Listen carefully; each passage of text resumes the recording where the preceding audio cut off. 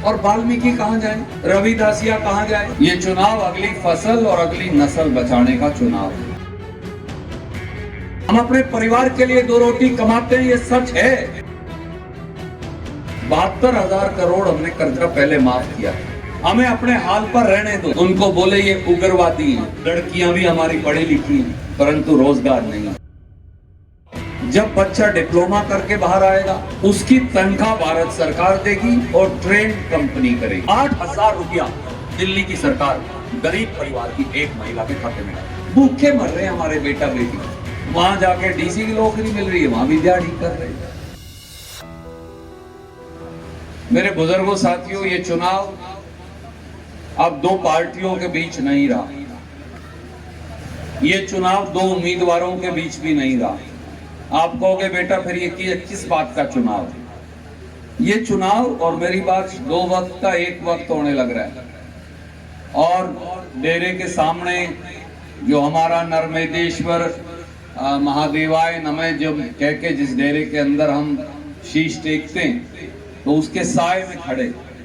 ये चुनाव, इस बात पे मेरी पे गौर करिएगा जब रोटी खा के परमात्मा का नाम लेके सुने।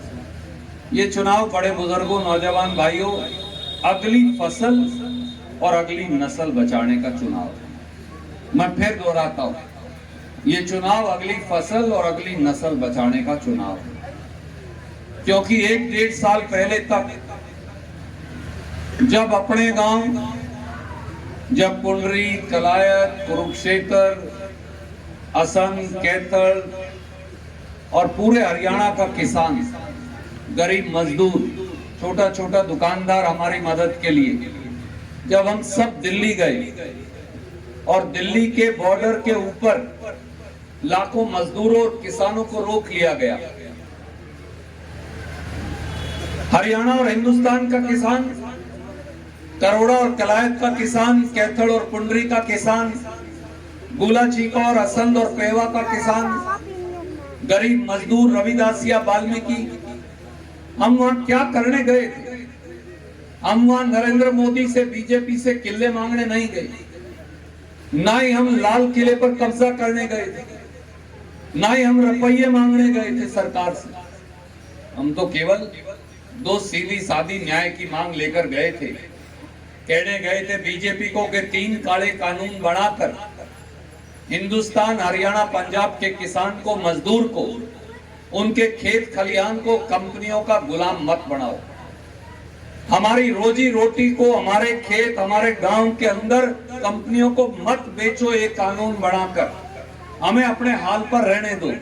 हमें 2 रोटी अपने लिए और देश के लिए कमाने दो। और दूसरी बात ये कहने गए थे, जो जिन्स की आपको कीमत देनी है वो दीजिए। 10 रुपए कम देनी है, कम दो। 20 रुपए, 50 रुपए कम देनी है, कम दो। पर जो रेट सरकार दे दे, फिर वो रेट हमें मिल जाए। राजा हमारी वोट से बनाया हुआ था। हरियाणा के अंदर भी एक मुख्यमंत्री, एक डिप्टी मुख्यमंत्री, मनोहर लाल खट्टर और दुष्यंत चौटाला, और देश का राजा भी नरेंद्र मोदी। हाँ, एक काम जरूर किया, 700 किसान 381 दिन में शहीद हुए। 700 किसान पंजाब, हरियाणा के लगभग 14-15 हजार गांव में से हर 5वें या 10वें या 15वें गांव में हर रोज एक शहीद की लाश वापिस आती थी। किसी ना किसी बहन का सिंदूर उजड़ता था, किसी ना किसी बच्चे के सर से उसके बाप का साया उठता था। पर हिंदुस्तान के बीजेपी के राजाओं को, हरियाणा के बीजेपी के राजाओं को दया नहीं आई। आज वही लोग जो हमें गुंडा कहते थे, जो हमें मवाली, नक्सलवादी, उग्रवादी, खालिस्तानी कहा करते थे, आज वो हमारी पर्ची भी मांगने आए। मुझे अचंभा इस बात का। 1 साल पहले तक जो कहते थे हम आलसी हैं इसलिए वहां बैठे हैं, जो हमें कहते थे हमारी जिन्स की कीमत नहीं मिल सकती, जिन्होंने वादा करके एमएसपी की गारंटी का कानून नहीं बनाया, आज वो हमें कहते हैं कि उन्हें हमारी वोट की जरूरत है। इसलिए मैं कहता हूं ये अगली फसल बचाने का चुनाव है। दूसरी लड़ाई है मेरे काका ताऊ, मेरे बड़े भाइयों, मेरे हानिये, मेरे नौजवान साथियों और मेरे छोटे भाइयों। ये लड़ाई है नस्ल को बचाने की। ये सैकड़ों बच्चे यहाँ खड़े हैं, काबिल हैं, लायक हैं, पढ़े लिखे हैं, लड़कियां भी हमारी पढ़ी लिखी हैं, परंतु रोजगार नहीं।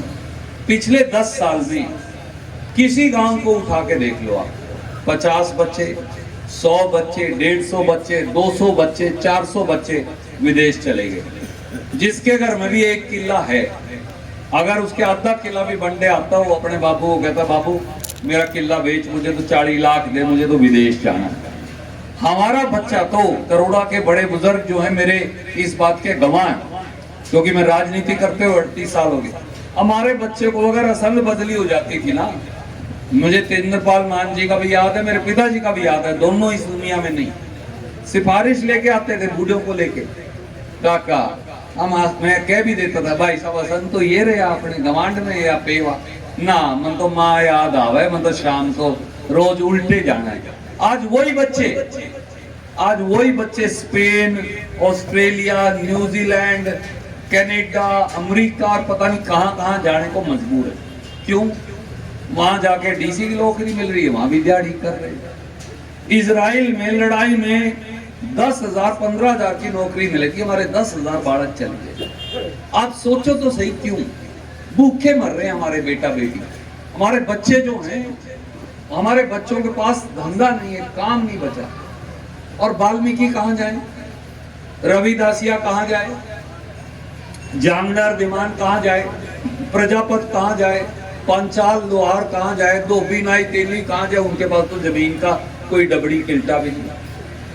इसलिए ये अगली नस्ल को बचाने की लड़ाई भी है। तो आपको सिर्फ एक बात कह के मेरी वाणी को विराम दूंगा। कांग्रेस पार्टी ने वादा किया, हमने वादा किया कि कांग्रेस की अगर सरकार बनेगी, 72,000 करोड़ हमने कर्जा पहले माफ किया, किसान का, मजदूर का। मोदी ने 16 लाख करोड़ बड़े बड़े उद्योगपतियों का किया। मैं आज आपको कह के जाता हूं, अगर कांग्रेस का राज बना और राहुल गांधी प्रधानमंत्री होंगे देश के, तो पहली कलम से 3.5 लाख करोड़ किसान का कर्जा हिंदुस्तान का सारा माफ। और पार्लियामेंट के पहले सत्र में एमएसपी की गारंटी का कानून बना के, जो गरीब है, गरीब जाट भी हो सकता है, गरीब रविदासी और वाल्मीकि भी हो सकता है, गरीब और ब्राह्मण भी हो सकता है, गरीब और बिरादरी भी हो सकती है। हर गरीब परिवार की देश में एक महिला को, जो मुखिया उनकी, जैसे मैंने कर्नाटक में किया, आप में से जो बच्चे इनसे पूछ लो, कर्नाटक में प्रधान जी 1,25,00,000 महिलाओं को 1 साल से हम 2,000 रुपया महीना उनके खाते में डालता हूं, 24,000 करोड़ रुपया देते हैं। मैं वादा किया था, कांग्रेस ने वादा किया था, राहुल गांधी जी से करवाया था, वहां खड़ा था मैं, बनाई थी उसकी, आज वो स्कीम उन्हें लागू करके दिखा रहे। 8,000 रुपया दिल्ली की सरकार गरीब परिवार की एक महिला के खाते में डाल, हमने फैसला किया, ये करके दिखाएंगे आपको। चाहे उसमें 5 लाख करोड़ रुपए लगो, चाहे 6 लाख करोड़ रुपए लगो, सबको मिलेगा, कोई जात नहीं सुना, सबको मिलेंगे, जैसे यहाँ सबको में देते हैं हम कर्नाटक में। इसी प्रकार से जो हमारे बच्चे, इनकी पहली नौकरी पक्की 1 साल के लिए। जब बच्चा बीए पास करेगा, जब बच्चा डिप्लोमा करके बाहर आएगा, तो 1 साल तक उसकी तनख्वाह भारत सरकार देगी और ट्रेन कंपनी करेगी। अगर मैं आपको कहूं, इस भाई को ड्राइवर रख लो, या तो आप कहोगे भाई इसे गड्डी नहीं चलानी आती, मेरे को और मारेगा, मेरी गड्डी तोड़ेगा, मैं क्यों रखूं, गल्ले रुपये दूं। परंतु अगर मैं ये कहूं, जनाब रुपये मैं दूंगा, भारत सरकार देगी, ये बच्चे को गाड़ी चलानी सिखा दो, मुफ्त में मिलता होगा तो कोई भी रख लेगा।